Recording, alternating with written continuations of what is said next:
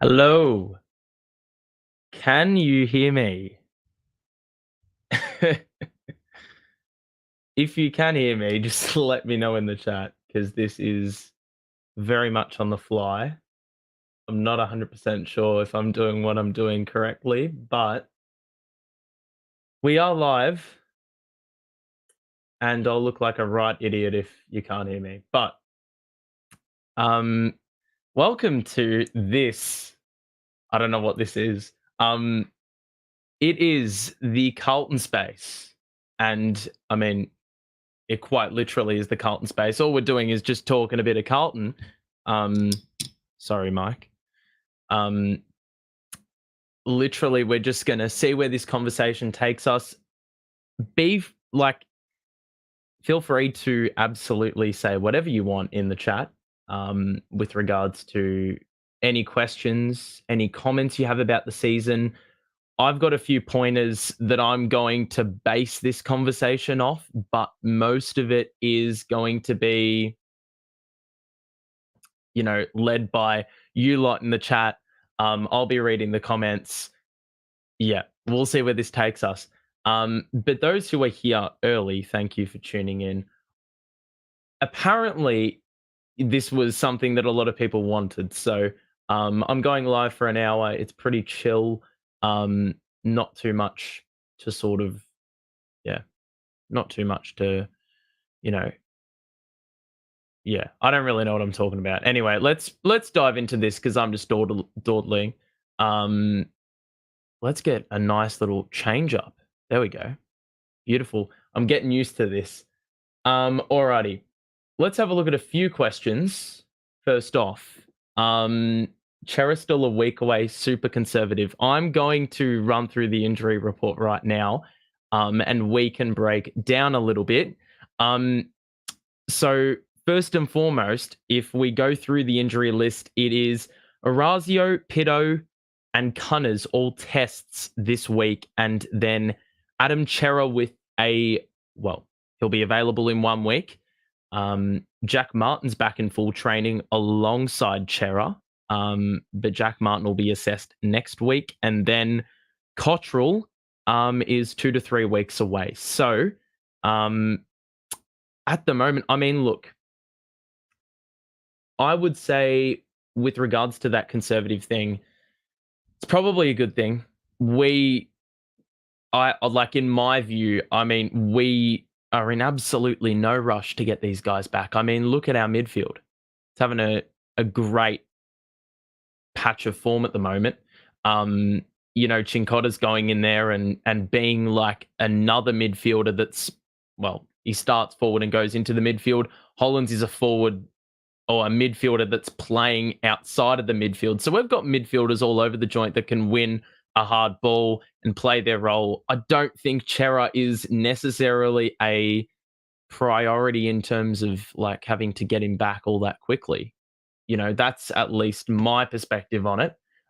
You guys may have a different perspective, but I would say that Chera's, he's not a necessity at the moment. That's at least my point of view. I didn't think he was that eye-catching when he did play a little bit this season. He hasn't played too many games, of course. That's a small sample. But I don't think he was really, knocking the house down or anything. So that may be a good thing that we're holding him out this long. And I mean, it's a win for the guys that are still in the team, because there's going to be a couple stiff guys that once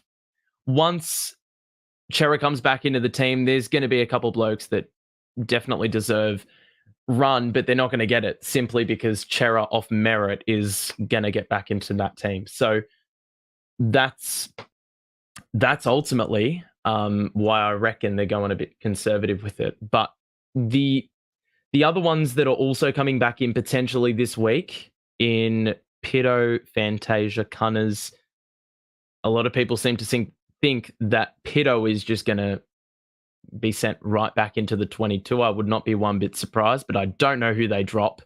I think you have to run the best 22 from last game, or not best 22, but the 22 from the last game, plus the 23rd man. Jack Carroll may be a stiff absentee. I mean, he wasn't great at all, so he probably gets dropped anyway, and we just forget about him. But, I think, I think Jack Carroll may be the only absence. Vossi seems to love Orazio, so he may come back into the team as a swap. But then Cunners, I can see him on the fringe. That's probably my take on it. Martin and Cottrell, God, it's a real issue with the selection. I'll tell you what, because these guys all can probably play in our 22. They have at some point in the season, and we've got 22 players or players that played a couple of weeks ago that are all equally capable of holding their own on the AFL field. So, yeah, someone's going to have a really, really rough time getting dropped from that team, because Carroll's probably a given, but with so many good players out, I think there may be a couple others that miss out to squad balance. 2 rucks, that is a discussion that I like. Was that actually was one of my discussion points for today, so we might as well go there. But first I will answer Seven's comment. Am I the only one who at the moment couldn't care about speculation? All I'm thinking about is beating Geelong. If you think about speculation too much, like it's a part of the footballing world. Speculation is rife. It runs everywhere. But I think, like, from a Carlton perspective, internally, they're obviously only thinking about Geelong. Last year, the amount of speculation that was external was ridiculous. Everyone seemed to know what was going on when actually no one did at all. We could only make judgments from what they were producing, and it wasn't great at all. So speculation is just something that you shouldn't really waste your energy on. At least I try to not do that, but it's bound to happen, I guess. That said, I'm thinking about Geelong, and that's it really. To be honest, when I watch Carlton play, I don't really get sucked into any of the midweek conversation.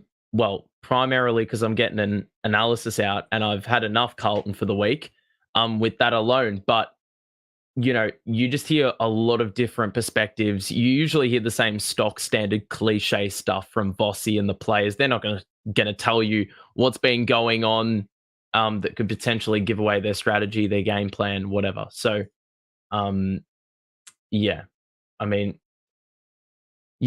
all they'll be thinking about. So, that's all I ultimately think about. I don't know where I was going with that, but you sort of get what I'm saying. I do want to see Pitto again with Bog, Sard, and Gov in the team. This is an argument that I'm very, very for. When Pitto got dropped and we saw Sard and Fogg back in the team the week Pitto got injured, everyone saw the turnover game boost itself up and was like, well, this is what happens when you have a smaller team or you have a quicker team. And I don't buy that we're quicker with Pitnet in the side. We've probably got players that are a bit more gassed, which I guess leads to the idea that they're slower or they'll get gassed quicker. But that being said, I don't think Pitto is responsible for our lack of turnover.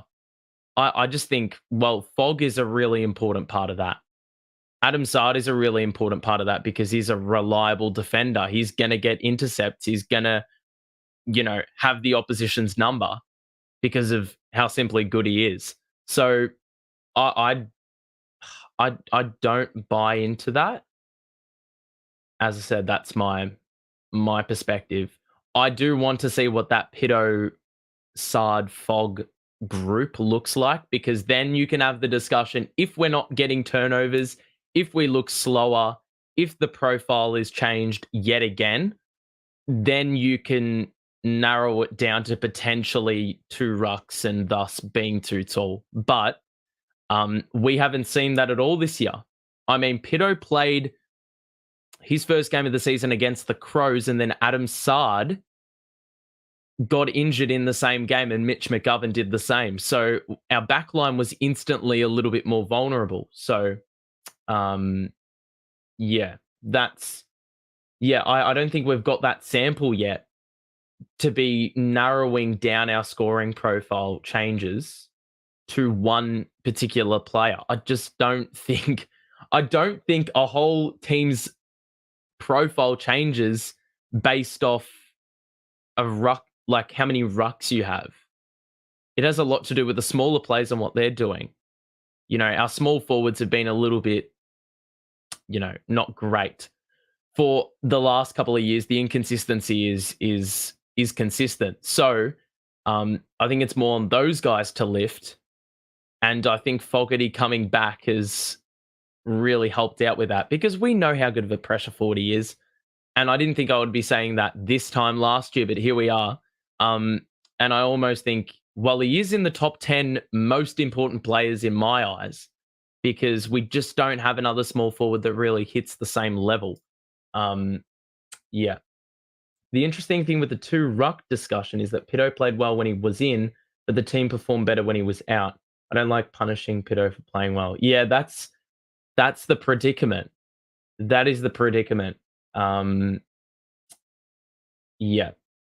mean, at that point, if you word it like that, then you have to reward the team. You have to reward the team. I will admit, TDK playing the way he is in the last 3 or 4 weeks, that makes it near impossible for you to drop or to bring Pitto back in, I think. Because if TDK wasn't holding his own and doing enough or wasn't doing enough around the ground, well, then you would have a serious issue because in the guts, he can sort of get a little bit exposed at the center clearance. We saw it with Todd Goldstein. I talked about it in the analysis where Goldstein sort of was very smart with how he positioned himself. TDK adjusted to that well as the game wore on, and that's what made him win the battle on the day. But there's been games, at least earlier on in TDK's career, where he sort of just gets dominated and you realize the flaw and you realize that you've got to rectify it by playing Pitto in the side. And then playing De Koning up forward. It's one of the most unique situations in the AFL at the moment where you have a ruckman who turnover aligns so much with him.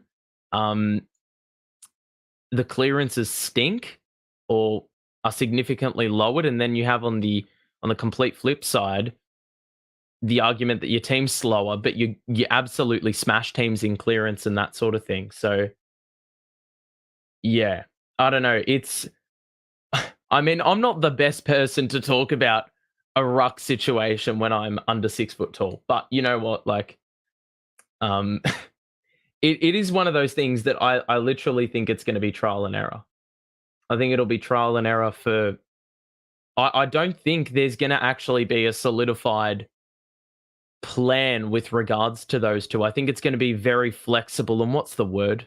Like you'll be able to reshape it because I think in finals we'll play multiple rucks, but in the pointy end of the regular season, I don't know if we will. And it will all depend on matchup as well. If there's a one ruckman that you're facing, you may want to, you know, wear him down with two rucks, you know, get that balance right where you can sort of like win the clearance battle, and then around the ground you sort of have TDK moving a little bit higher up the ground, that sort of thing. I don't know.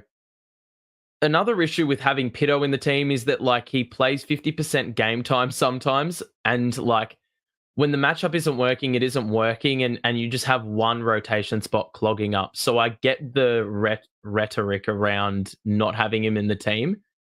But that said, yeah, I mean, some of the output he provides, and he's at a really good season when he's played. The clearance numbers are up, that sort of thing.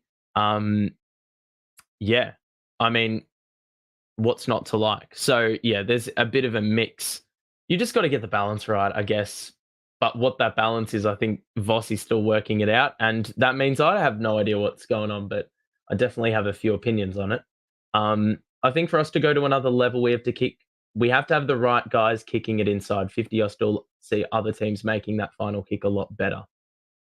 Okay, I love this point because this is where I don't think Charlie cops enough flack. Or I don't know if it's Charlie. I don't know if it's Harry. I don't know if it's the forward line telling him to do this. I don't know if it's Vossi telling him to do this. The amount of times they will run back to goal or they will want to engage in a tussle over leading up directly at the footy does my head in. And I feel like sometimes that is part of the reason the kicks are so awful, because you don't really know, like, you have the focal point in Charlie and Harry, but you don't have the focal point in the sense of you know exactly where you want to kick it. If someone's leading up at the footy, you know you've got to hit it lace out, like right in front, you know? Whereas if you're just sitting in a one-on-one contest, it's a little bit harder to do that because, well, the defender is latched on. So you've got a little bit less margin for error. And it just, like, Charlie and Harry, like, are athletic, or Harry's tall. If I will go out on a limb and say this, like, Harry leading up and jumping, if you get it to him when his arms are outstretched, no one is spoiling him, like, or trying to spoil him without chopping the arms. With Charlie, he is one of the most athletic forwards around. I mean, just take one look at the goal he kicked against Essendon where he dropped the mark, spun round on the right, kicked it from 50, no worries, right? That guy's got a leap on him. Just maximize the run and jump. Like, there's so many times these guys are good at contested one-on-ones. They've probably been in the gym. Well, Charlie's definitely been in the gym. But, you know, it just, like, just take a little bit more of the burden off him. I don't know if the forward line staff are telling him to be more contested one-on-ones than lead-ups, but it definitely feels like the balance sways more so to the contested marking side. So at least that's my take on it. I think it is a mixture of both, though, because I think a few weeks back when we played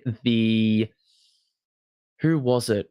It was at Marvel, Gold Coast, and we kept kicking it to Mac Andrew. Those ones 100% were the fault of the kicker going inside 50, because Charlie had the leading lane wide open, no one was in his way. It was a short hit up. It's almost like the midfielders are programmed to think that there's going to be a contested one-on-one that they have to kick to, or it's going deeper, whilst the key forwards are programmed to actually receiving it from those positions. That sometimes there's that disconnect. At least that's what I gather sometimes. But yeah, I think Sam Walsh is actually someone that's probably guilty of a lot of shit kicks inside 50. I remember watching the Port game and going to my mate, this is like a bit shithouse, the way he's kicking inside 50. I remember he had 6 clangers in the first half, and it was like what's going on? He's doing everything right. The contested ball wins were high. You know, I think there was a comment made on Twitter in response to my poll that said, he's very good when he's involved in the link up, but he's not very good when he's like the final piece of the puzzle. He's got to deliver the entry. It almost seems like his ball drop is a little bit shoddy. Although I'm not going to be the one to criticize the mechanics of an AFL footballer because, well, am I there? No. But from like an outsider perspective, that's sort of a bit of an impression I get. But we'll move forward with that little discussion. Do you think Charlie will actually kick a bag this season? He seems stuck on 2 to 4, which is a great flaw, but I'd love to see a few 5+ games.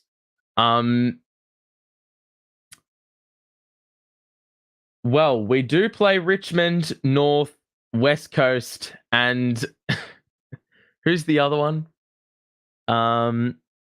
Hawthorn are no joke now, so I wouldn't put them in that category.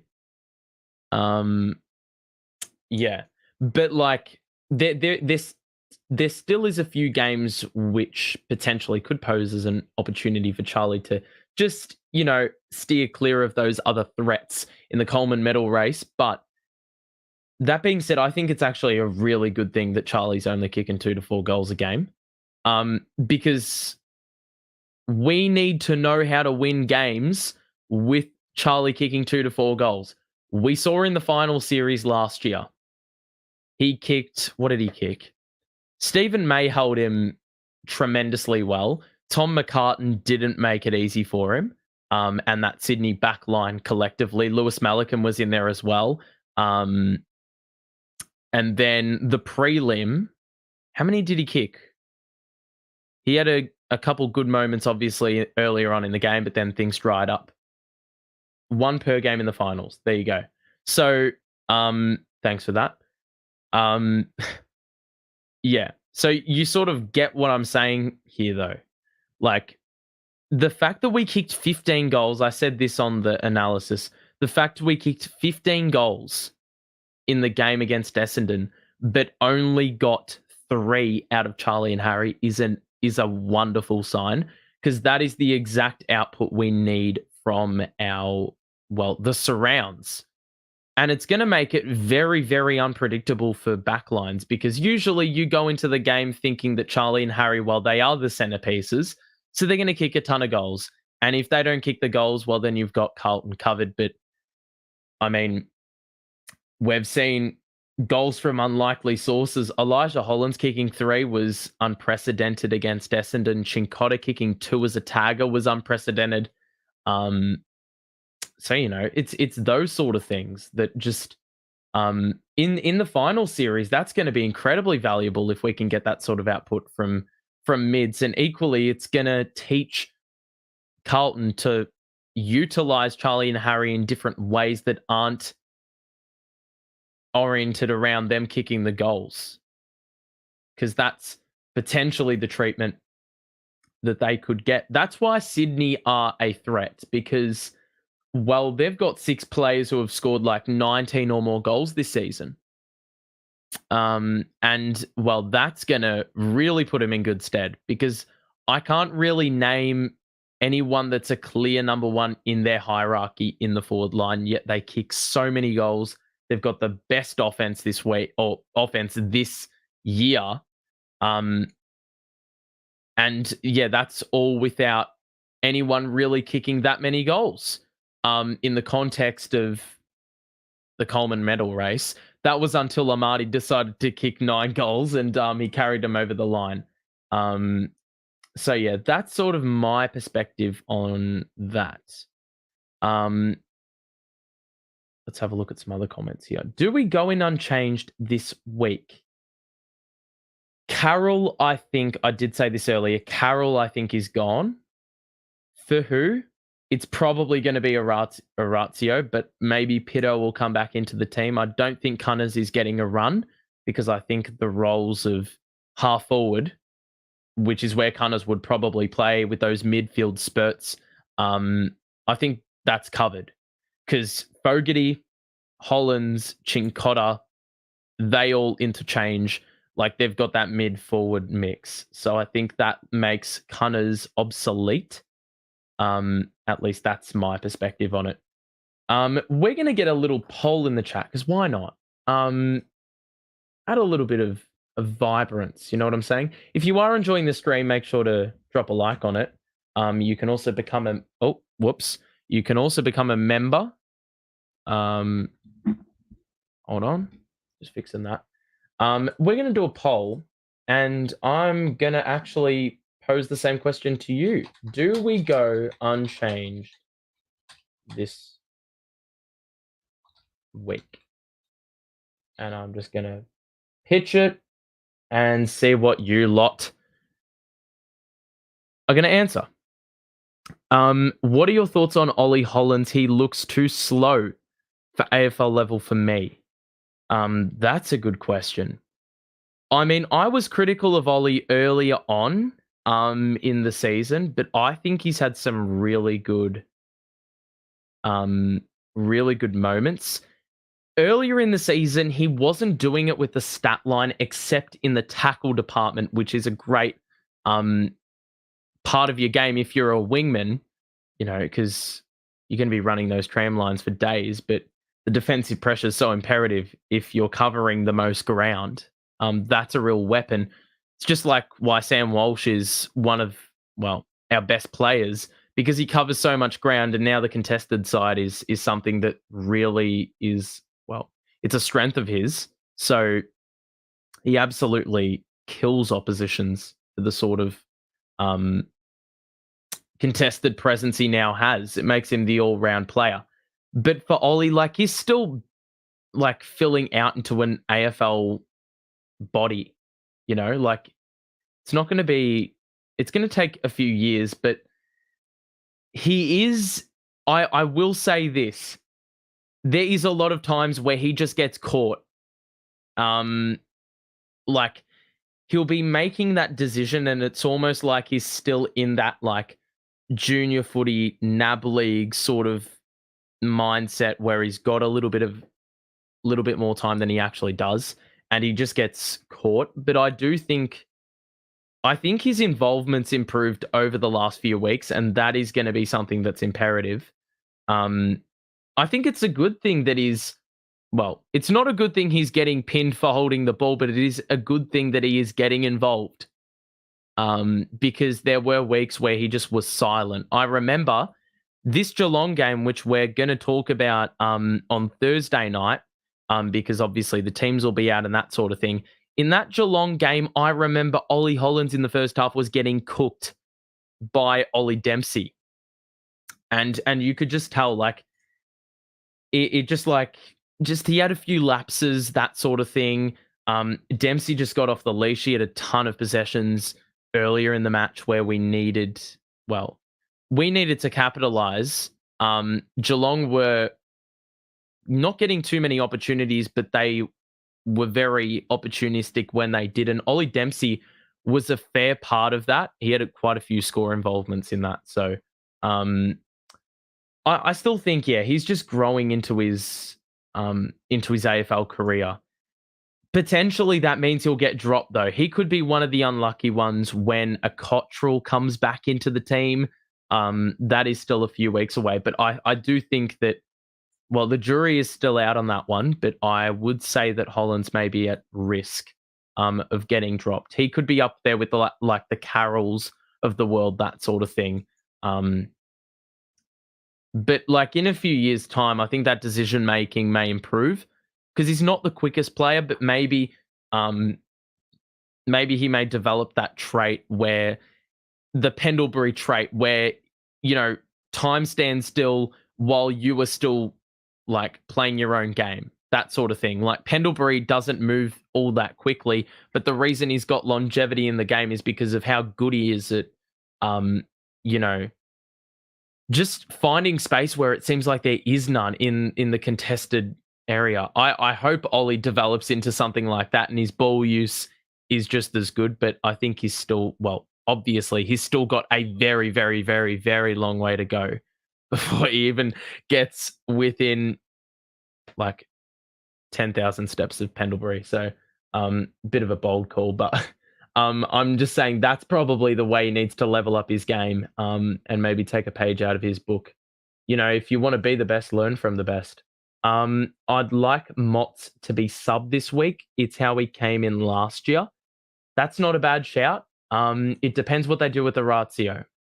Because I think I can see Carroll getting dropped, Orazio coming back in, and then if Orazio is a stinker, then Motlop plays. If Orazio gets dropped, Motlop plays the following week. Because we've got Geelong and then we play Richmond next week. I would be more than content with playing Motlop against Richmond than Geelong. But then again, you may want a nice little spark plug option in the fourth quarter, just to, inject a bit of life. Swap out Carroll for Motlop. Carroll hasn't been terrible, but Modders is a gun. I actually don't rate Motlop yet. Yet is the key word, because I think he's going to be a really good small forward for us. But at the moment, I still think a lot of people, their expectations are not matching up with what the reality, I think, is. I don't know. I don't think his ceiling is that high at the moment, like for what he can produce this year in the short term. In the longer term, it's going to be better. But in the short term, in my view at least, Motlop, I don't know. I'm not as much of a fan as others are. I'm happy to be proven wrong. I will disclose that. But I think it's one of those things where I think last year a lot of people were putting high expectations on Motlop and were disappointed. I'm hoping that doesn't happen this time round, but I can foresee it happening. I think it's already happening. A lot of people think Motlop's just going to be something which, I mean, the VFL games that he's played, one of them, the most recent one where we choked against Essendon, he kicked a couple of goals, he got involved. The first game, which was his ease-in game, he was very, very quiet, and I think he's prone to a few of those. Okay, so let's have a look. No. So you think there's going to be a change. Interesting. We're going to do another poll. I'm going to keep the polls running consistently because you know what? We need some involvement. Okay. Another poll. This one is with regards to a question by Floyd, which is who will Chincotta's matchup be? We'll talk about that a little bit more on Thursday. But I will do the poll now and probably leave it a bit more open. And we'll answer the question later on. Let's have a look at other questions. If we play Pitto, and I do think we'll play Pitto, does that mean Kennedy gets left out? That's another good point, and I think I wouldn't be surprised if that happens. Because Kennedy as a second ruck is very, very shoddy. It works at times, and we did show an analysis example where the second ruck, being a midfielder, playing around the ground, there is a much higher chance of that midfielder getting off the leash as opposed to a Pitto. But with that, it comes at the expense of getting out muscled in a ruck contest. So the bare minimum is holding your own and breaking even at the ruck contest. Do not give away free kicks. And Matt Kennedy and Cripps, I think there was a stage in the third quarter where we were getting killed. We needed ground position, and these guys gave away a couple of simple free kicks at our half forward line. So we need those players, especially in those down periods where we can't really, we can't really generate territory possession or position all that easily. We need these sort of guys to step up. But that's where Pitto comes in. And that's what he brings. So, yeah. This week, I don't know what we'll do. We'll talk about that a little bit more. Or a little bit more on Thursday. Geelong played with arrogance last time. We need to present without our own arrogance and overwhelm them. Yeah. Arrogance never really gets you far, does it? Complacency also doesn't get you far. Look no further than Collingwood. Even though they won, you take the 4 points. If you're down 54 points to North Melbourne, you've been complacent. I don't care if you're running your VFL team, your ones, your third stringers may be a little bit different. But you know what? Like, if you're down 54 to the bottom place team, then there is a real issue with your mindset going into that game because you just didn't bring the heat when it was required. And you probably underestimated the opposition. That's just that's an assumption by me, but I wouldn't be stupid to suggest that.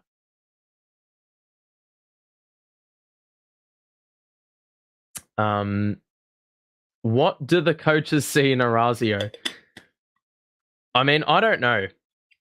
I think he's been very lucky because of all the injuries. That's for sure something that I reckon plays into it. But there have been a few moments. There's been a lot of games where he just doesn't exist, and I fully understand dropping him for those games. There's been a few games where he's actually been quite good. I think the game before he got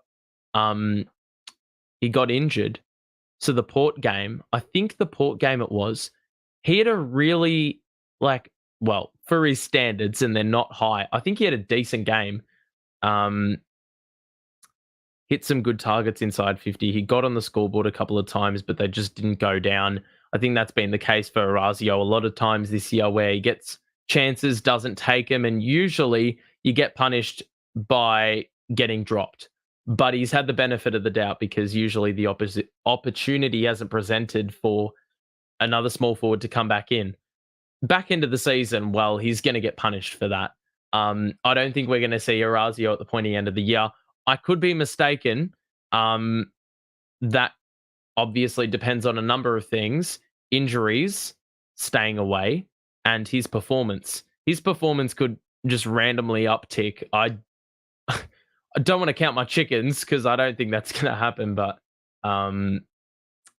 that's probably my stance on that one.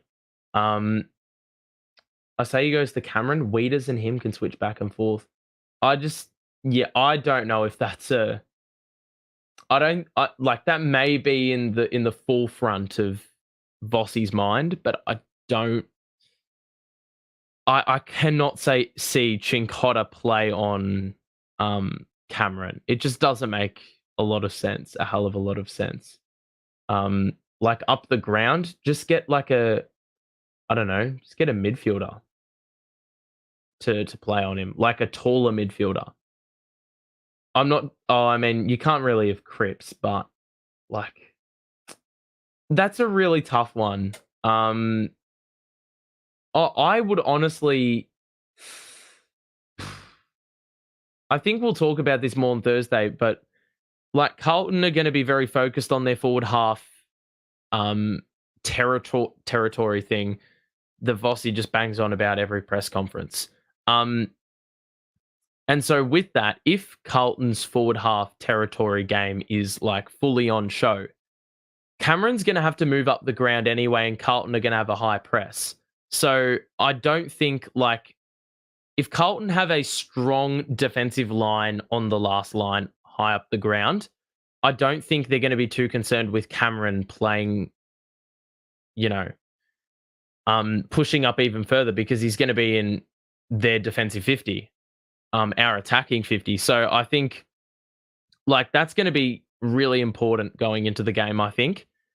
Because then if it's played more so in Geelong's half, or they get that transition game happening, then Cameron will be able to go up the ground and, you know, chain things together a little bit easier.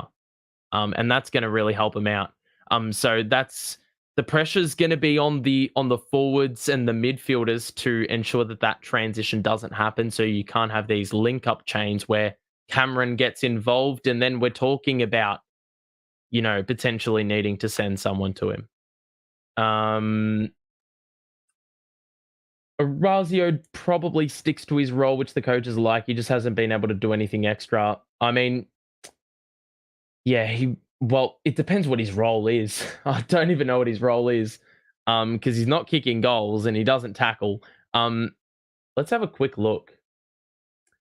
This is about to be some mind-breaking research right here.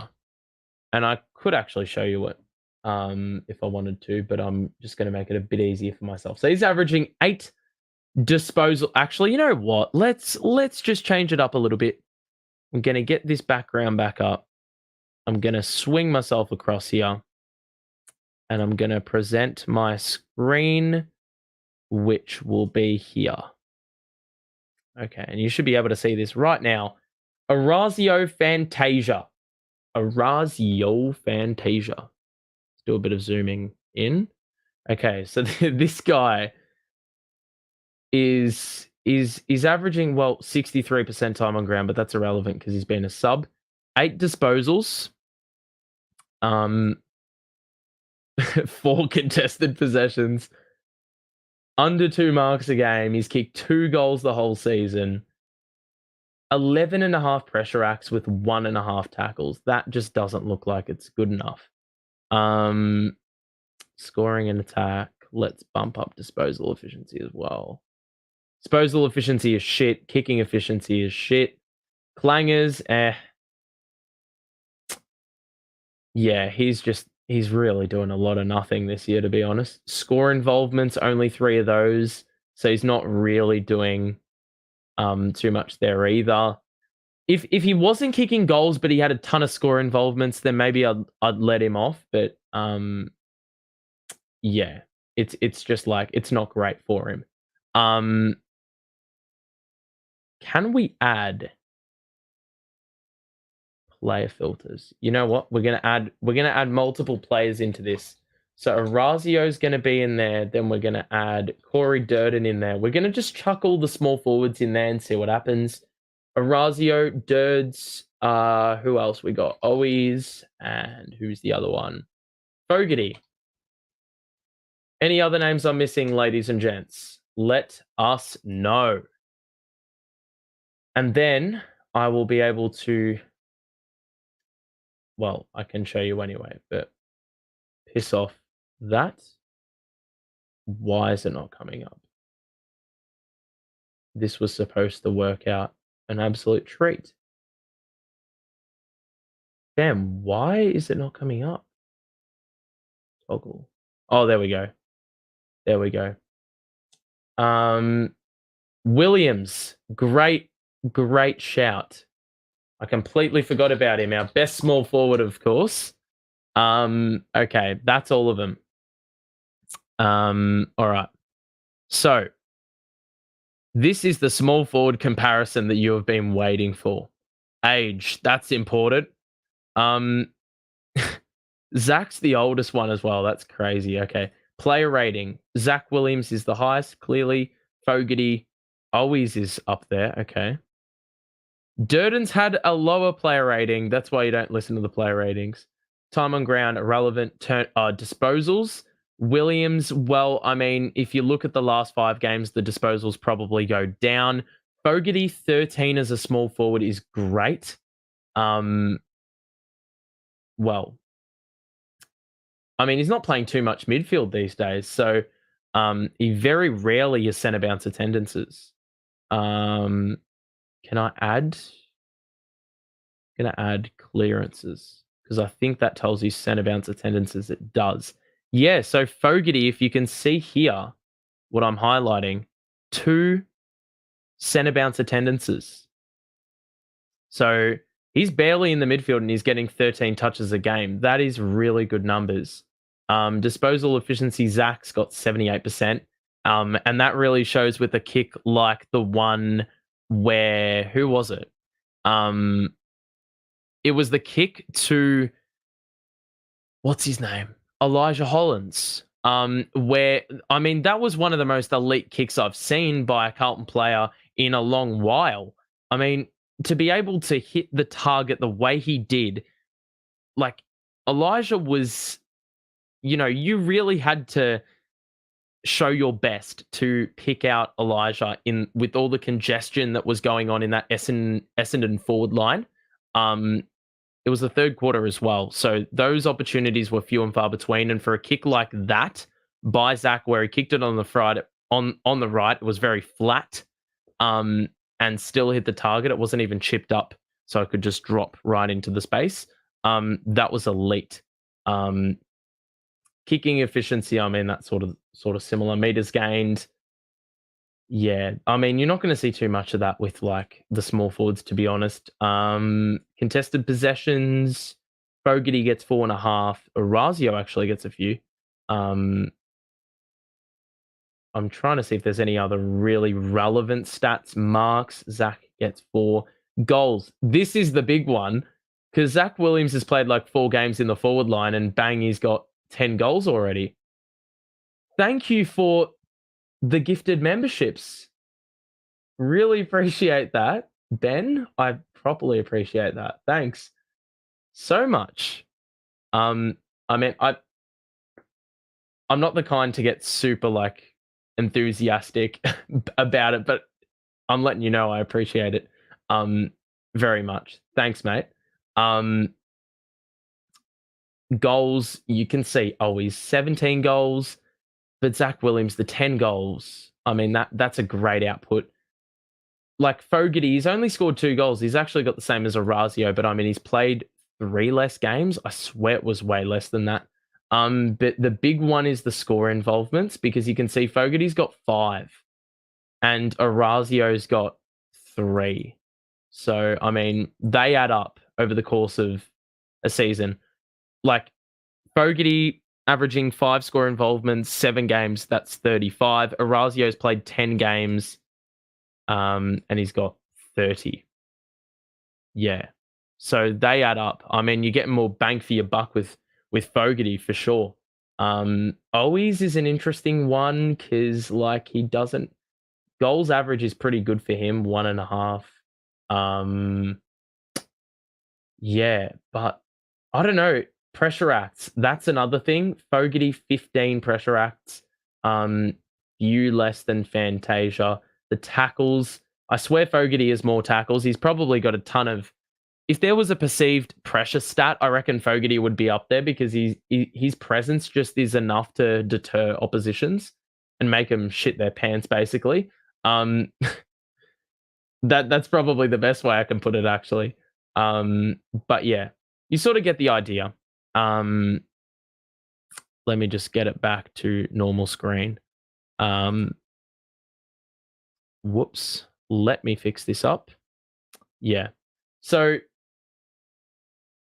stats showing the gap between Fogg and Williams and the Mosquito fleet. Yeah. I know. And I actually I think there's a high chance of Fogg Motlop fitting right in with the rest than Fogarty and Williams. That's that's probably the best way I can articulate my view on Motlop. It's that I think he slots right in with the conversation we're having about all the other small forwards who are slightly questionable and on the fringe. Compared to Williams and Fogg, who have notable impacts. Yeah. I'm new to your show. Love what you do. Keep it up. Thank you, Z. Thank you very much. Appreciate it. I also do want to just say, well, there's 17 people in chat, but there's a lot of people that watch the analysis stuff. Well, those I only do one video a week, and it's sort of nuts that even though I do one video a week, so many people tune in for it. So I'm really appreciative that I have an audience to show off the work. So it's pretty wholesome that I like a lot of people tune in for it. Because at the end of the day, I haven't played an AFL game in my life, and yet people still want to listen to the perspective I have on the game. So appreciate that. But it's funny, we've been talking for 50 minutes, and I have not really talked about one of my discussion points. What we're going to do is we're going to do some quick fire. So the 15 people in chat, quick fire questions right now. It's going to be a little bit delayed on your end. But I'm going to ask a series of questions, and you're going to chuck it in the chat. I'm not going to do a poll for it because it's probably easier. If you want to justify your reasons, you can. You guys have said that Holmes is going to be the guy that Cincotta goes to. I personally think he's going to go to Myers, but I would not be one bit surprised with Holmes. He's been he has been their most damaging midfielder. He is a gut runner. He started on the wing for a reason, and now that they've inserted him a little bit more into the contested side, he's just gone crazy. Okay, so first question, and this is a little bit more open-ended. Grade the season. And if you want to include how you're feeling, any thoughts, what's been memorable about the season so far, what do you think of first when you think of the season? I'll answer it while you put in your answers. I'm going to say that, well, for a start, the most memorable moment for me, regrettably, is the Dacos goal. That is going to stick in my brain rent-free. And there's a reason that so many people, there's this ongoing war between Carlton and Collingwood supporters on Twitter because the other team lives rent-free.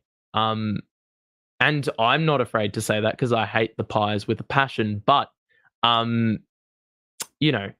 it's all fun and games at the end of the day. The Dacos goal was a freakish goal. I can respect a good goal. I hate that Dacos is good, and I hate that he's playing for Collingwood, but I can respect a good player when I see one. He has been an absolute beast for them. So we've got 7.2, oddly specific, but I would say it's probably somewhere around there for me. Actually, no, I think it's higher. I think it's more going with, I don't know how to pronounce your name, but the guy that said 8 out of 10, I'm going to say it's around there. And Monique's score of 8.5. I think it's close to that because when you put it into perspective, second, 9 wins, 4 losses. So many injuries. That's the key thing.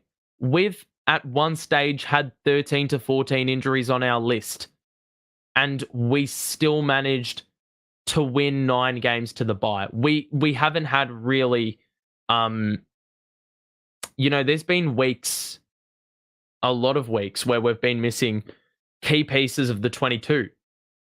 I mean, look no further than Adam Chera. The guy's been in our top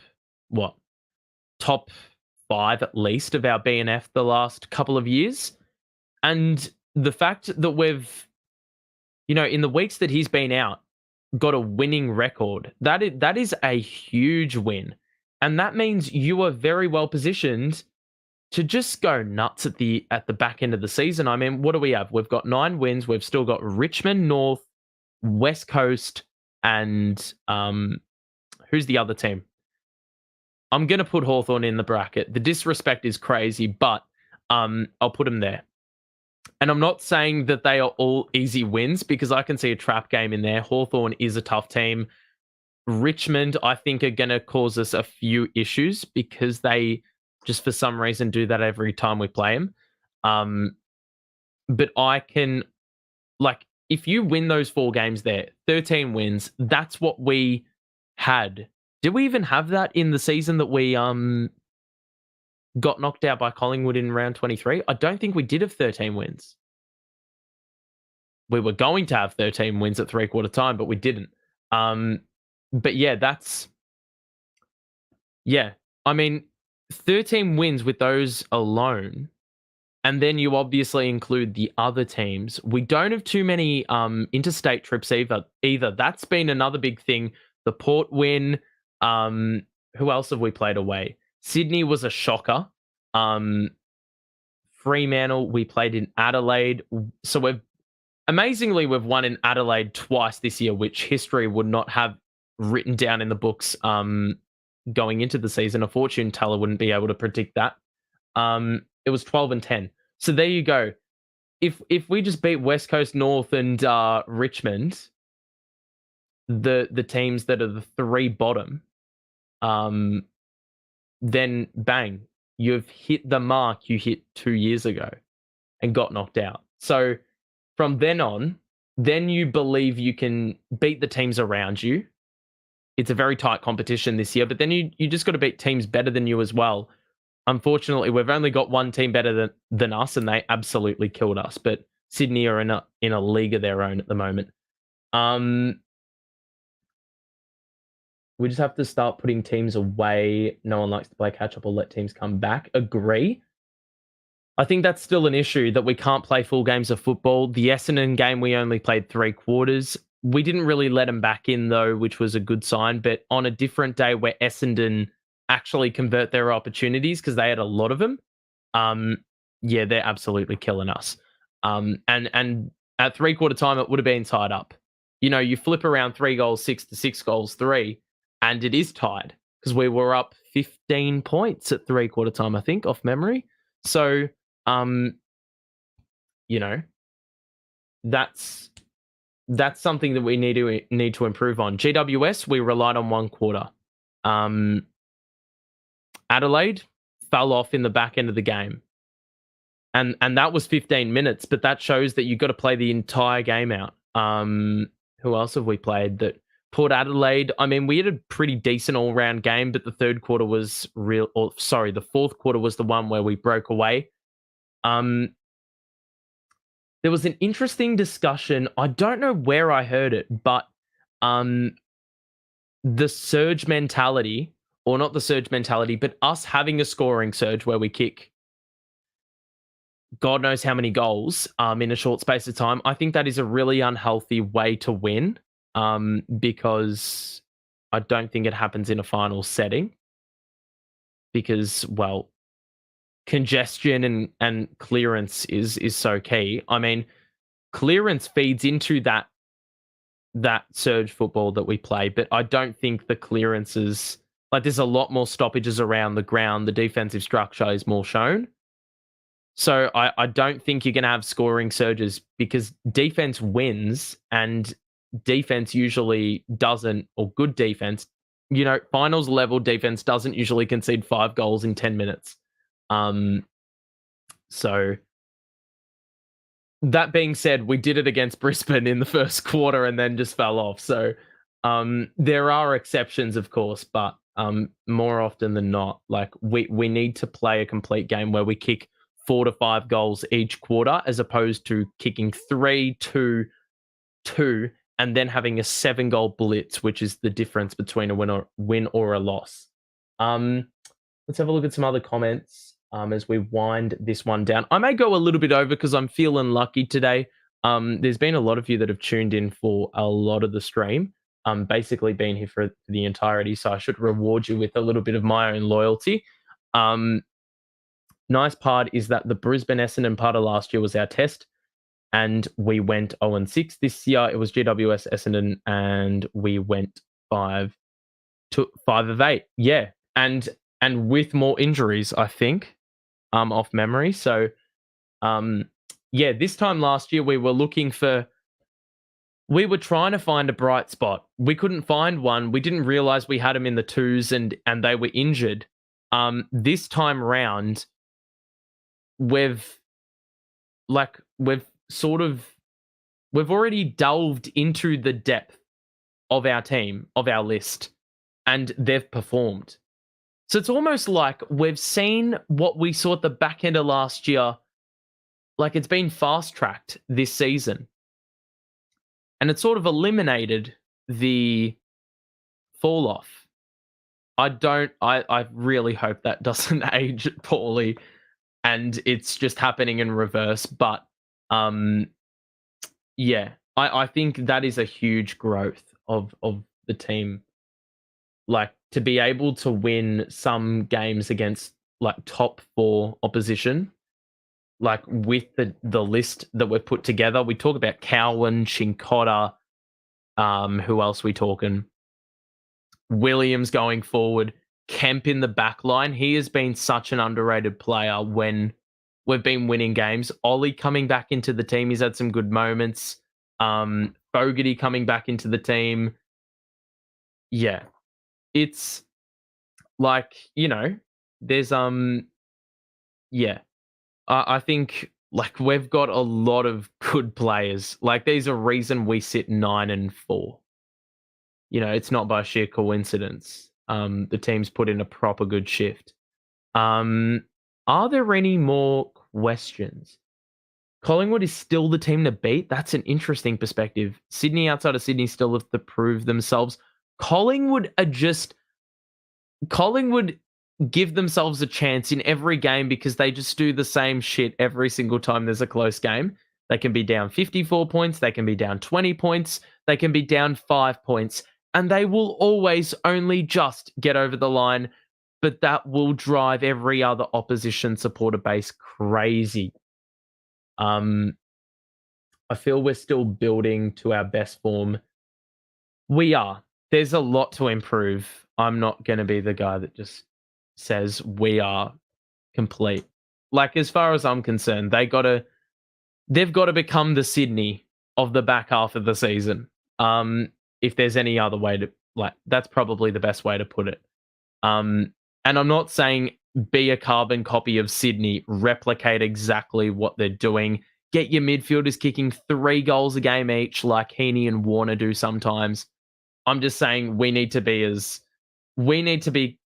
like clean cut the best team, and it's not even close. Like that's, if you're going to set a benchmark, you want to win the flag, that's what you've got to do. Just got to stamp your authority. But at the end of the day, that sometimes doesn't even matter because, well, in a finals scenario, on grand final day, it's a sudden death.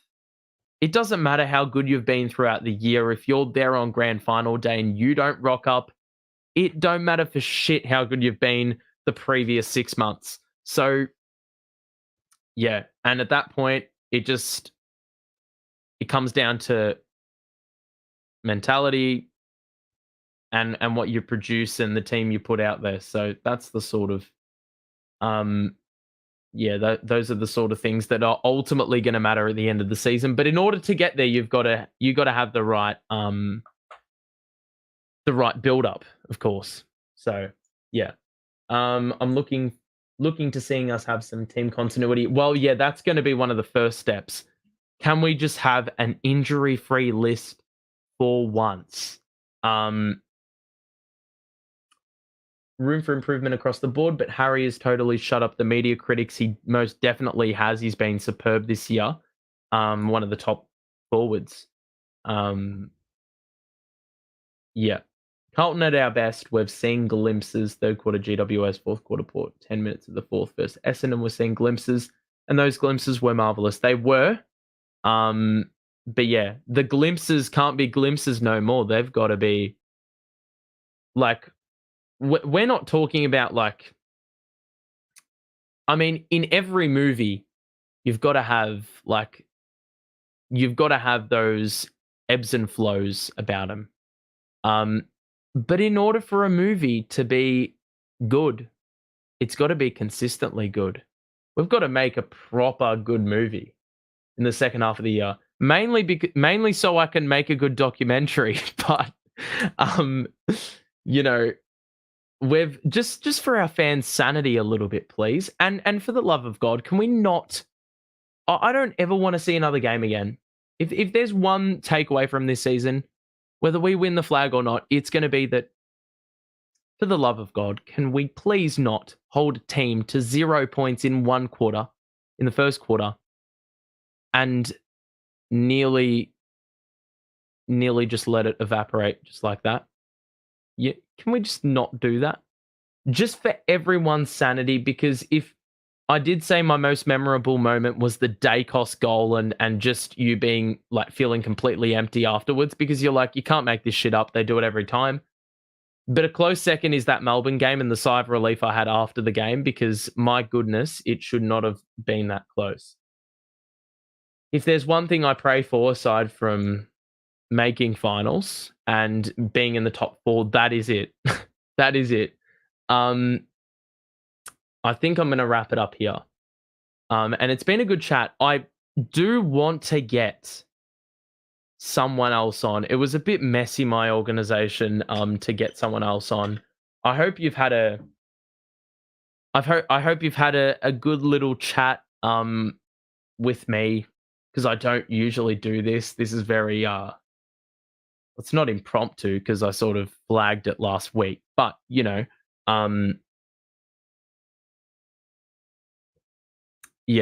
I don't know if I should do this more often. I mean, not a lot of viewers, but the viewers that were here the whole time. So if that's going to happen, then I may have to do it a little bit more often. And the good thing is, I did not like you guys. I literally said it before we started this, or when we started this. I said, you guys lead the conversation. There may be a set agenda on some other like podcasts. Nothing against any of them, because obviously like there's shit to talk about. You got to get through some the agenda of the week. There's certain things to talk about with regards to us, what's happened, what is happening. But yeah, this is literally I tell you one thing, right? So I have, for session 1, I'm looking through what I've done. That's 1. We've discussed that. We've sort of discussed that. I was planning on talking about some other things surrounding like the game at the moment, because the AFL, the father-son rule, the bullshit of the the Collingwood North game. A little bit of bias was going to trickle through on that one, but I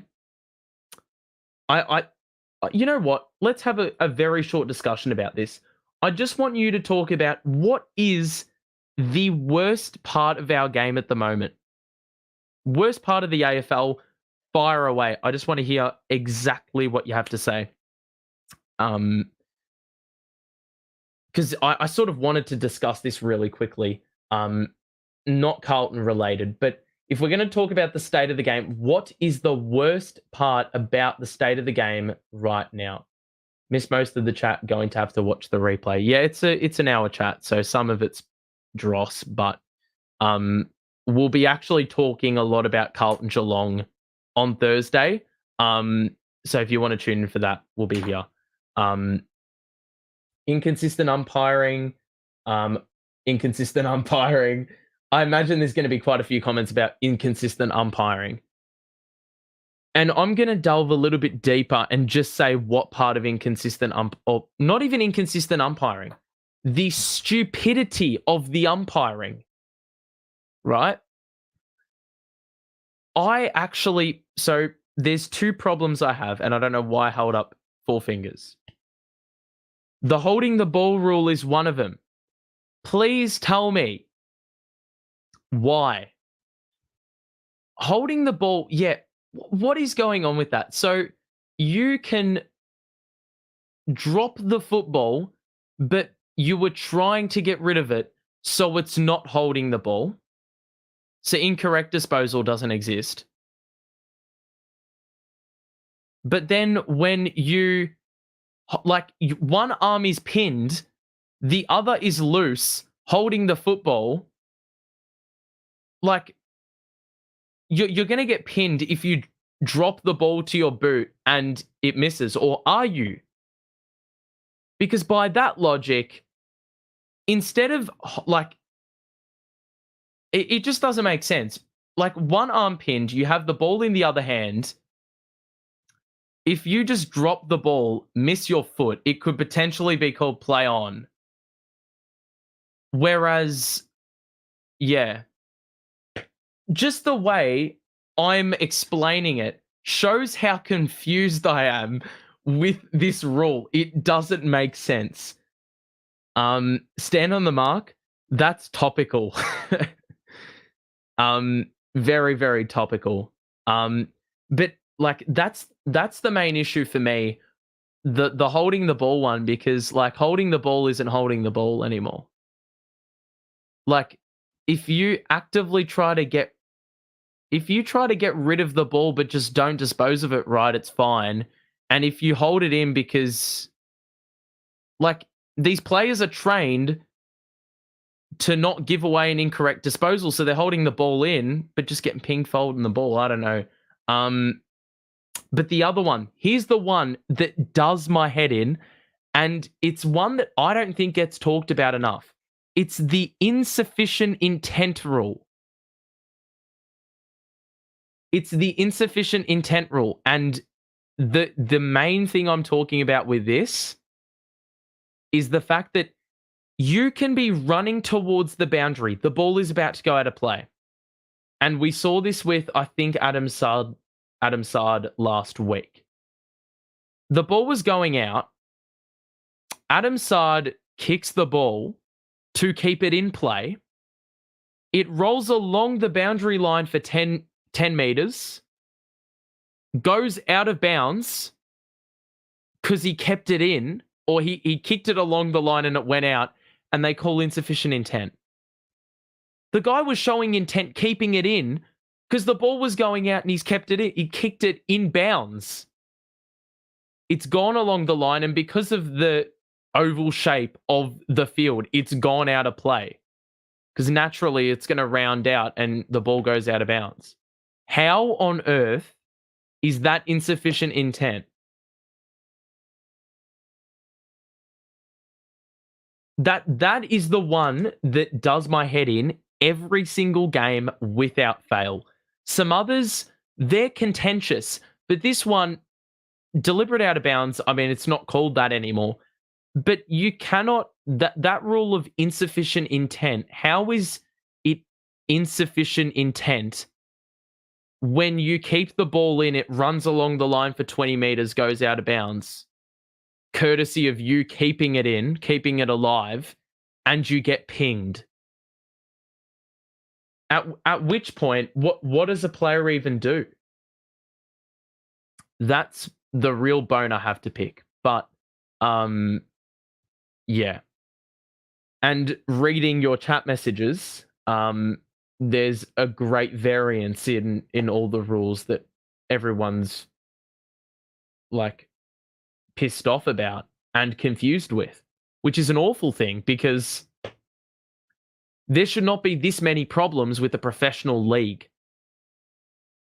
You might as well just go watch local football and it'll be less problematic for you. You know? Do you think Elijah has taken Martin's spot? I did sort of talk about this earlier on with regards to Cunners, but Martin's a bit of a different story. I'm not sure about that one. People keep saying that pundits are saying that Zach Williams replaced Martin's role. I don't see that, because Williams is playing like a ground level small forward sort of. Then again, players can still do a fake kick out of bounds, and umpires will still see it as deliberate. Yeah, it's that rule is just drives me nuts. What about the Essendon players letting the ball go out of bounds in order to get that free? Well, look, don't hate the players, hate the game. Has nothing to do with the Essendon players. But yeah, like they're not sufficiently intending to keep it in. the superstar allowance is becoming very apparent too. You see that in the NBA with the superstar whistle. That's what they call it. But I mean, I don't really buy into that. The easy argument is to talk about Dacos on the weekend and him getting 6 free kicks. But I was watching the fourth quarter. There was one free kick where one non-call where Dacos got lifted in the air by Liam Shields and the umpire didn't call it. So go figure. He probably should have had a 7th free kick. What about shit bounces that they just let go? I think that's the least of our problems at the moment. There's so many other things that are just providing. It's just making it so tough to officiate. It's making it so tough for players to. Well, it's making some teams get easy advantages and others just get absolutely cooked, absolutely rinsed. But it changes game by game. One week Collingwood could be on the receiving end of it. Like the victims of it, they were against Fremantle, no matter what way we try and spin it. Then the other way, North Melbourne, that game, they got the run of the green. So, yeah. Anyway, I think that's going to wrap it up because otherwise we're going to be here for about 3 hours. And there is so much shit we can talk about. But I'm just going to conclude this, right? I'm going to chop it off here and we can talk more about it in a couple of days' time. Make sure to tune in for that if you just want to chat more shit. This is what the Carlton Space is. It is a space to talk about Carlton and it's an open discussion. I actually feel like it would be very fun to get maybe a couple of viewers on at any stage, and we can just have an open discussion about it. Have certain perspectives on it. A bit similar to the way fan cams works, except it's not fan cams. It's just talking about random shit, basically. I do want to say, though, and I will say it again, I've said it a couple times already. Okay. I just want to say, thank you everyone for tuning in about this. Rant cams. Yeah, that could be a good name for it. Thank you for tuning in. As I said before, I had a Google Docs with stuff I wanted to talk about. And out of the 1, 2, 3, 4, 5, 6, 7, 8, 9 things that I potentially was going to talk about, I only talked about 4. And really, only 2 of them were provoked by me or kickstarted by me. So you guys have done the entire discussion, practically, or fueled the discussion. So this is the idea of it. And look, we will be back for the same time, 7 o'clock on Thursday, for the exact same thing. Except we're going to look at the teams. The teams will be out. They will be fresh off the press because they're announced at 6:20, I believe. So we will be discussing the teams. We'll be discussing what Carlton need to do to win. I might as well get the sheet up. Talk about it a little bit. So we're going to talk about, this is what I'm aiming on talking about. But as I said at the start of the show, it can go in whatever direction you take it. What do we remember from Carlton Geelong games? We're going to look at the earlier encounter in the season. We're going to review the teams, discuss the teams. We're going to answer that question about Chincotta. Who does he go to?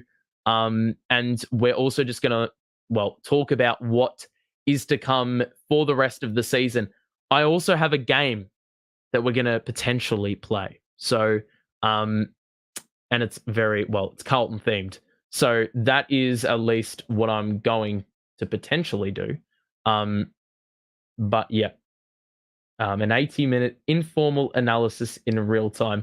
Yeah, well, if I'm honest, analysis absolutely does my head in sometimes. And it's good to just talk a load of crap basically. Well, I wasn't talking crap, but I was just expressing my opinion. It's subjective. Your opinion's subjective. And the best part is there's nothing wrong about it because it's what you believe. But yeah, we're done here. Make sure to drop a like on the way out. If you want to become a member, you can. Thanks for the 5 gifted members. I fully appreciate that, Ben. But yeah, we're going to be back here in 48 hours. I will see you then. But until then, stay safe. Have a good day, rest of your day. And we will see you. Hold on. Yeah, we will see you back here in a bit of time. Bye, guys. Have a good night.